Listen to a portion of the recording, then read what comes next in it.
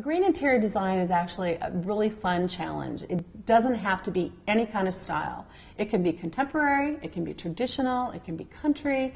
It really can be anything the client wants. And I think what I love about our field is that if you really listen to the client and what it is that they want, you can do green design within any type of style vernacular. There's no set rule of thumb.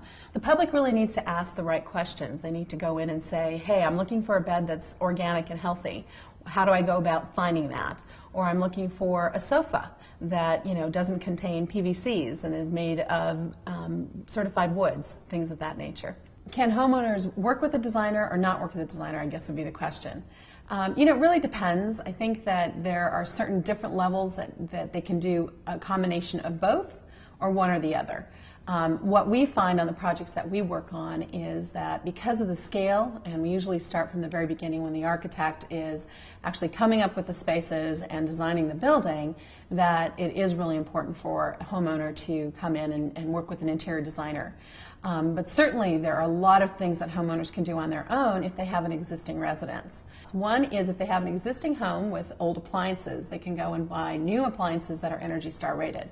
Makes a very large difference in their energy consumption, and they actually would save resources in the long run. The other thing that I wanted to mention that is really important for homeowners is to look at their bedding and what type of beds do they have, what type of sheets are they using, and what are they washing those with.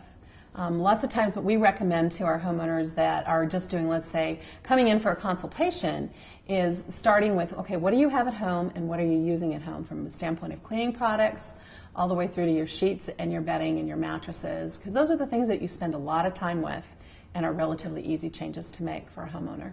I mean, for bedding, for example, you want to make sure that you're sleeping on something that is as natural as possible. So it's made either out of cotton or natural latex, wool, and ironically horsehair. I mean, I think what we're finding is that a lot of the technology that we have come up with since the Industrial Revolution, that's really where a lot of the toxic products come from petroleum-based products. So if you're using natural fibers and such, you're doing really good. If you want to take it the next level, then you want to go with natural fibers that are pesticide-free.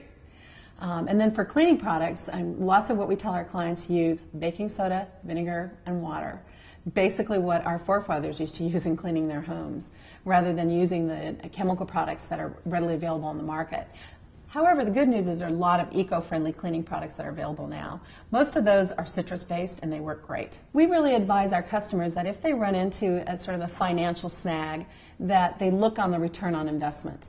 They look at what is this going to bring their family in the long run from both a big picture sense as well as a day-to-day sense. Is it going to be healthier? Is it because of the low toxic finishes or the sustainable woods? What does it support in the long run?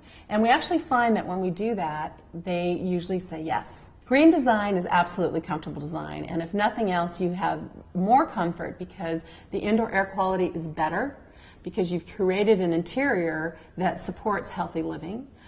It doesn't limit you to the style of furniture or the comfort of the furniture. It's really more, what are the components that are going into this furniture? So for a sofa, for example, you would look at where's the fabric coming from, what type of filling do I have, what's the frame made of, what are the glues and adhesives that are going into it, and those are the components you look at, but it can be exactly the same style that maybe your grandmother had and you want to repeat it because it's the most comfortable couch you've ever sat in. We believe strongly that the homeowner can absolutely make a difference in the global climate change that we're all looking for. Yes, maybe it's only one person doing one thing at a time, but I just so sincerely believe that by doing that, again, we cause market transformation. The attitude within the interior design industry relating to sustainable design is definitely starting to shift. I'm so excited to see that because as a practicing designer of 30 years and especially in the sustainable field for over 10, it's definitely something that they're learning, that this is a normal process of research. And what I always tell designers is, yes, you may have to go out and do a little bit more legwork and a little bit more research, but it's no different than the normal work that we have to do for a project.